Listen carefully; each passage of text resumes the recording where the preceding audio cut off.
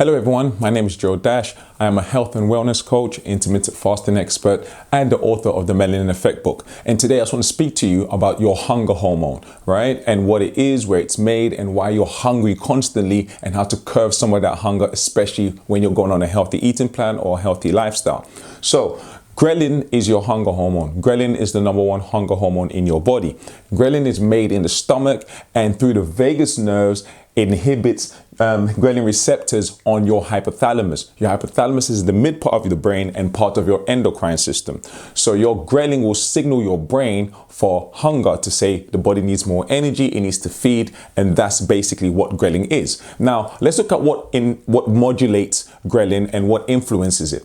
Now, food intake is the most important factor that influences ghrelin level. Circulating ghrelin concentration rises before meals and falls after meals. That makes sense, right? So when you're hungry, your ghrelin will send those impulses to your through your nervous system in your brain and your parasympathetic nervous system, and you will start to get hungry. But ghrelin responds to protein and fiber. Protein prolongs ghrelin suppression. Without protein and fiber in your diet, you will always be hungry. If you start to eat too many starchy carbohydrates constantly, so that's pasta, rice, processed foods, and all the junk foods you're eating that's rich in glycemic on the glycemic index scale, which is food that quickly affects blood sugar, then you're constantly going to be hungry. So this is why it's hard to be more healthy. So if you're going to go on a healthy living plan or healthy diet, what you first have to understand is get that ghrelin under control. And the way you do that is stock up on more vegetable-based fiber and protein, okay? So when you're eating your protein and your fiber, what you allow is ghrelin to basically be more suppressed, and then your leptin, which is your satiety hormone, can kick in and actually let you know that you're full, right? Now, another thing that's important is that total ghrelin levels increase at night and decrease after breakfast in humans.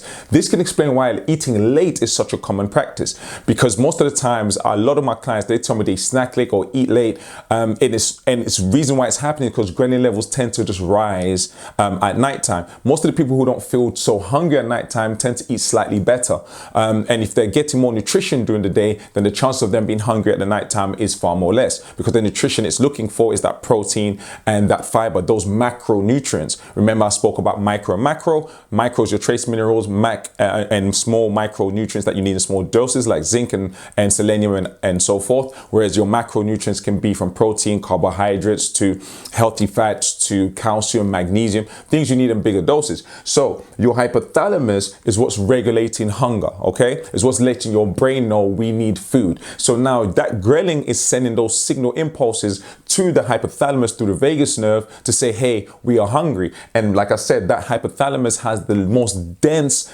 ghrelin receptors, so it's perfect for that conversation to happen through the parasympathetic nerves. And the parasympathetic nerves are responsible for energy conservation and digestion and things of those nature.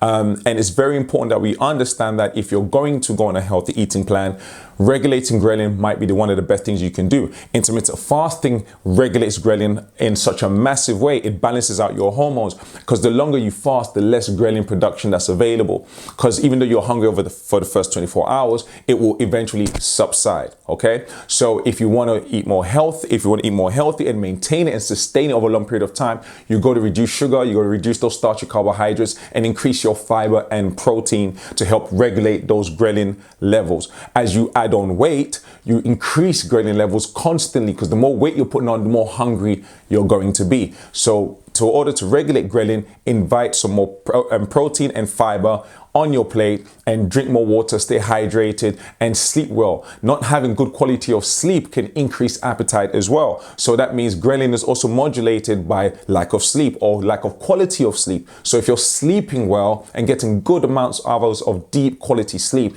it regulates appetite, and most times you won't even be that hungry in the morning. If you exercise stimulates ghrelin production, so that's why you're hungry after every workout. So if you want to understand how to kind of balance these things, protein and fiber being the main thing you use to kind of settle ghrelin, and understand that ghrelin is going to kick in anytime it feels energy depletion or sugar levels are low. All right. And follow me at Joe Dash on Instagram. Go to joe-nutrition.com for a consultation, or to join my 30-day challenge on the 1st of April. Thank you.